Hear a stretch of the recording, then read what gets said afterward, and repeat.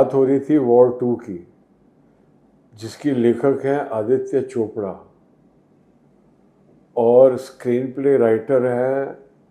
श्रीधर राघवन और dialogue writer हैं अब्बास डायरवाला और डायरेक्टर हैं अयान मुखर्जी। ये चारों के चारों individually and collectively have done such big and remarkable work, not only in the field of writing, but in the field of direction, production, and overall in the field of filmmaking. YRF, the only banner that has been able to survive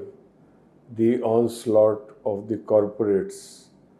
and has become a corporate itself. And I think the only corporate with a heart, एक ऐसा corporate है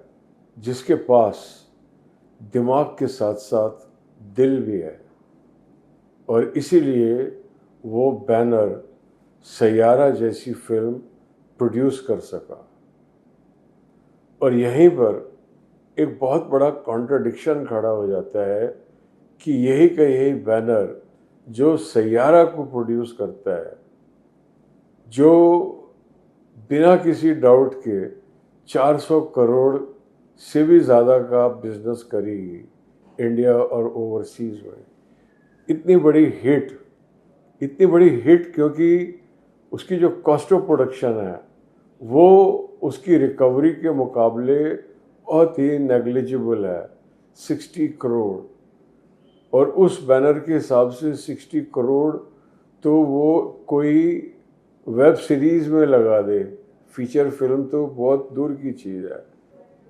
feature film 60 crore में बना दी मोहित सूरी ने YRF के लिए, बहुत बड़ा अचीवमेंट है मोहित सूरी के लिए ख़ास तौर पे और YRF के लिए भी। तो एक नए हीरो और एक नए हीरोइन जिसके अंदर कैरेक्टर आर्टिस्ट भी नए, वो फिल्म इतनी बड़ी हिट नहीं हो सकती थी अगर उसका स्टोरी, स्क्रीन प्ले और डायलॉग डिपार्टमेंट कमज़ोर होता। तो ये कितने बड़े आश्चर्य की बात है कि जो बैनर एक बिल्कुल नई स्टार कास्ट को लेकर साल की सबसे हिट फिल्मों से एक फिल्म बना सकता है, वही का वही बैनर एक बड़ी स्टार कास्ट लेकर, जिसमें ऋतिक रोशन हो, NTR हो, यानी कि एक ऐसा स्क्रीन प्ले, एक ऐसी स्टोरी, एक ऐसे संवाद जो किसी भी क्रिटिक और दर्शक का दिल नहीं छू पाए, क्योंकि इस फिल्म की जितनी भी कलेक्शन है वो इनिशियल कलेक्शन है। उसका क्रेडिट पूरी तरह से स्टार्स को जाता है, एक्शन डायरेक्टर्स को जाता है, पिक्चर की टेक्निकल टीम को जाता है। पिक्चर की लुक, पिक्चर का प्रोडक्शन डिज़ाइन और अंतर्राष्ट्रीय लुक इतने मुल्कों में, from Japan you cut to Germany, from Germany you cut to Spain, from there to India, then you cut back to Europe, like that. इस तरीके से ये फिल्म चल रही है। और इसके अंदर जो नायक है कबीर, ऋतिक रोशन जिसको प्ले कर रहे हैं, उनकी जो बेटी जैसी दिखाई गई है, जो उनको उनके नाम से एड्रेस कर रही है, डैड या ऐसा कोई नाम नहीं ले रही, कबीर करके एड्रेस कर रही है, उनकी हीरोडम को इंटैक्ट रखने के लिए। इतनी मॉडर्न फिल्म, उसके अंदर दो हीरोज़ के बीच में जो आपस का संबंध है वो इतना घिसा पिटा, वो 60-70 साल पुरानी फिल्मों का जो फ्लैशबैक है कि दोनों झोपड़पट्टी में, और जो दोनों कैरेक्टर प्ले कर रहे हैं, ये जो दो मेन हीरो हैं कबीर और विक्रम रघु, NTR जूनियर, इनके जो बचपन का रोल कर रहे हैं वो बिल्कुल भी इनके जैसे नहीं दिख रहे, और उससे कुछ पिक्चर को एडिशन नहीं मिल रहा है, बल्कि अगर ये वाला सेगमेंट नहीं होता तो ज़्यादा अच्छा होता। तो इस प्रकार से आप देख सकते हैं कि एक ही ग्रुप ऑफ टैलेंट किस प्रकार से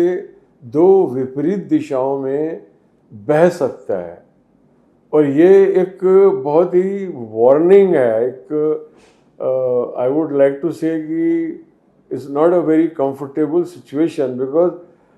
इससे सिद्ध होता है कि जो फिल्म मेकिंग हो रही है बॉलीवुड में, जो मेरा हमेशा से एक नैगिंग डाउट है कि वो इंट्यूटिवली हो रही है टोटली, वो मेथोडिकली नहीं हो रही। और सिनेमाया के माध्यम से ना हम कंटिन्यूअसली